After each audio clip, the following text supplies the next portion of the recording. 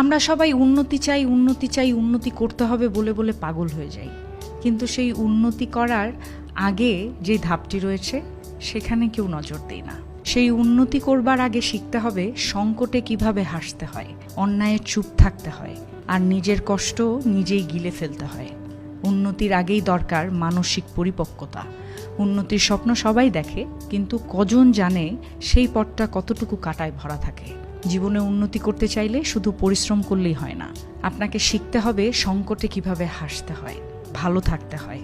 দুর্দিনে যারা মুখে হাসি ধরে রাখতে পারে তারাই সত্যিকারের মানসিক শক্তির পরিচয় দেয়। শিখতে হবে অন্যায় দেখেও চুপ থাকতে হয় কিভাবে, কারণ সব যুদ্ধে আপনার অংশ নেওয়াটা দরকারি নয়। কিছু যুদ্ধ উপেক্ষাই শক্তি। প্রতিটি অপমান, প্রতিটি ব্যথা, প্রতিটি কষ্ট, এসব কিছু কাউকে না জানিয়ে নিজের ভেতরেই গিলে নিতে শিখতে হয়।